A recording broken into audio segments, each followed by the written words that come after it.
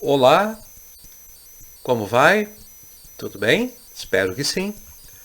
Então, estamos aqui para mais um momento, o que eu creio, perguntas e respostas. Sempre com a expectativa de estar trazendo aqui temas, perguntas importantes, relevantes para a sua vida, para a minha vida, para a nossa vida. Espero estar contribuindo para alguma coisa, ajudando, orientando, talvez até, quem sabe, tirando algum fardo do peso que alguém carrega em sua vida. Bem, hoje à noite o nosso assunto é doença, vontade de Deus? Quem nunca, se deparou com doença? Na família, com amigos, amigas, ou a si mesmo, Quem nunca precisou enfrentar.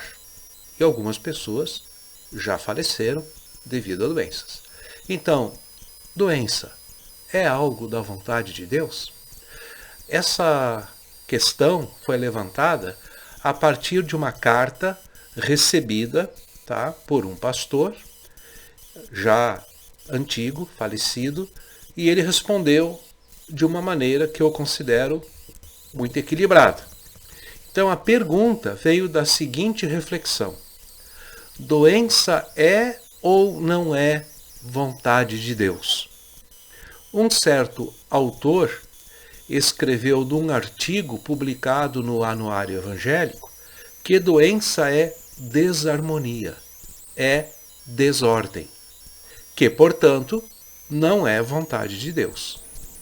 Eu sou da mesma opinião. Mas em outro livro, uma pessoa, o outro livro chamado Obrigado, Senhor, diz o seguinte: não conheço os teus pensamentos, não sei para que estou doente, sei, porém, que é da tua vontade. Com isso a gente fica meio confusa, Então gostaria de saber a sua opinião. Talvez uma pergunta semelhante você já se fez ou está se fazendo nesses últimos tempos, especialmente agora, quando estamos aí cercados pelo coronavírus, pelo Covid-19 e além de outras doenças que sempre estiveram por aí e com as quais a gente teve que aprender a lutar, conviver e até superar. Então a resposta, ela vem da seguinte forma: você menciona a aparente contradição entre as opiniões de dois autores, ambos teólogos evangélicos. Embora as duas posições parecem conflitar entre si, elas não se excluem, e nós precisamos colocar-nos na perspectiva de ambos os autores para acharmos a nossa própria resposta. Eu também direi que doença não é da vontade de Deus, no sentido de que não é sua última e definitiva vontade. Foi por isso que Jesus curou doentes, que na linguagem bíblica também está escrito: expulsou os espíritos da doença. Assim ele ergueu sinais naquilo que Deus quer que o ser humano seja em seu reino: uma criatura íntegra, isenta de qualquer desordem, assim como se enfrenta um poder inimigo, nos deveria precaver contra qualquer tipo de fatalismo, que simplesmente se conforma com as coisas adversas em vez de se lhes opor. A fé nos anima a lutar. Também anima o doente a lutar por seu restabelecimento, a orar a Deus por sua cura, a consultar médicos, a pensar saúde e não doença.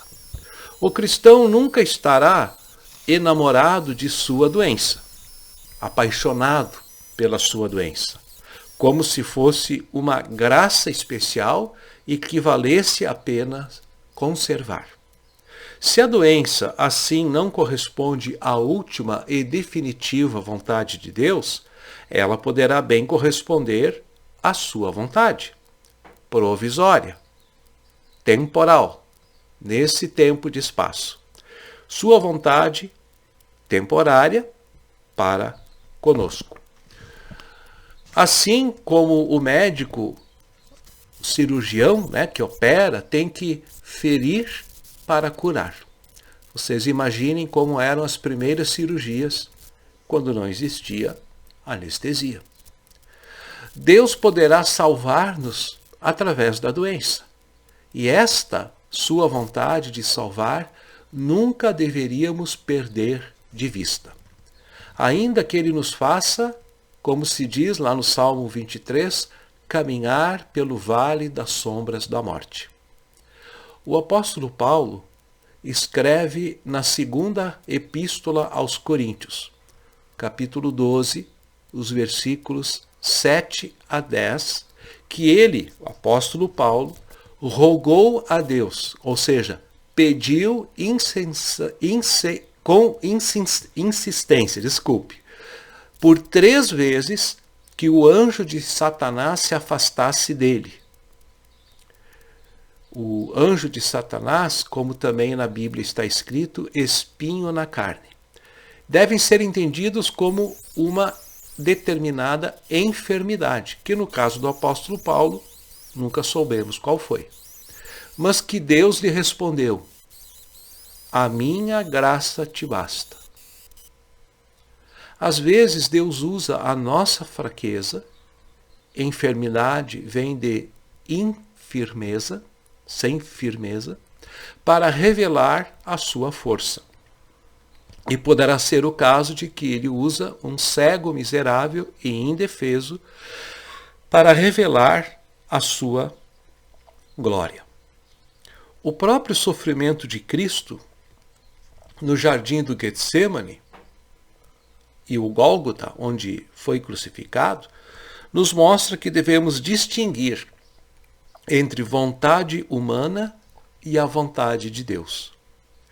Não se faça o que eu quero, mas o que tu queres.